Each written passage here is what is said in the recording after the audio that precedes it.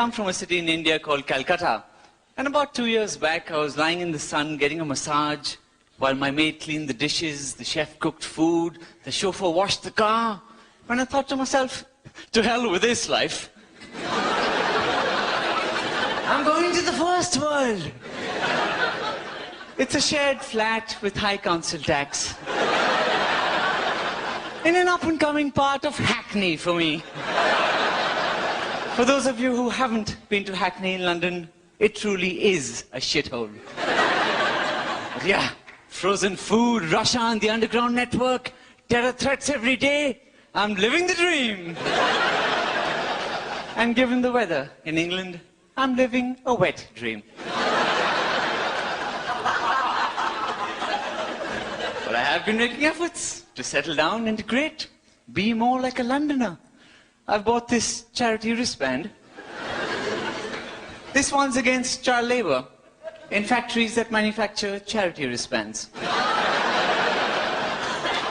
Truth is, I came to this country to find a proper job. Only I've got here and found that all the jobs are going back to India. Really, I don't understand what the fuss is all about. You don't hear me complaining about the fact that we have no doctors in India.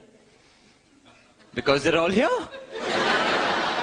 For the same reason, India is quite different to what you might imagine.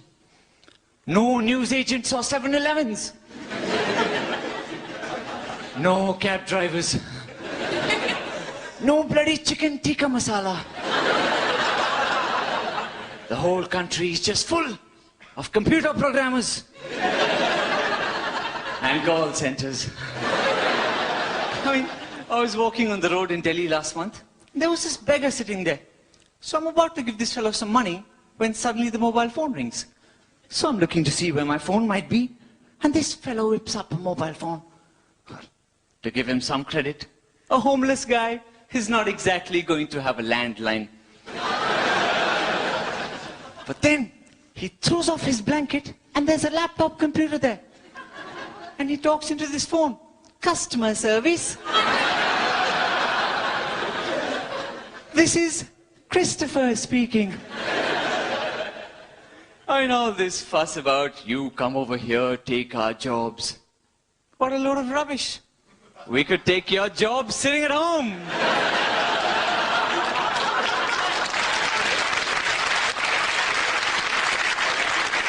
Anyway, what can I say? My grandfather was quite keen for me to come to the UK. He used to say that the sun never sets on the British Empire. Of course I've got here and found that the sun never bloody rises in the British Empire. You know, when I got to this country at immigration, they put me through a Britishness test. And I thought to myself, are we so different from Great Britain? You're the only country I know that puts an adjective before their name. I mean, why not amazing Britain? A fucking awesome Britain! Then even the abbreviation can be fab. But I mean, are we so different? Half of your public transportation is bollocks. Half of our public transportation is bullocks. You waste far too much time talking to somebody who you think is an idiot at the other end of a call center telephone call. So do we. You show sex in your movies. We show men and women running around flowers and trees. Yet we've hit a population of 1.1 billion.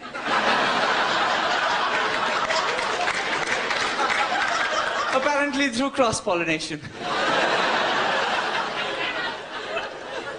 So like I was saying, they put me through this Britishness test. The most confusing multiple choice questions. Complete the sentence. To be or not to A, B, B, C. I mean, of course I passed. And then this officer comes up to me and he says, your English is pretty good for an Indian, isn't it? So I said, well, you're not doing too bad yourself. For a man with no career prospects and a looming pensions crisis. By the way, it's not in it, it's isn't it, asshole. You see, You can't afford to mess with us Indians. You may have ruled us for 200 years, but you didn't expect us to follow you back, did you?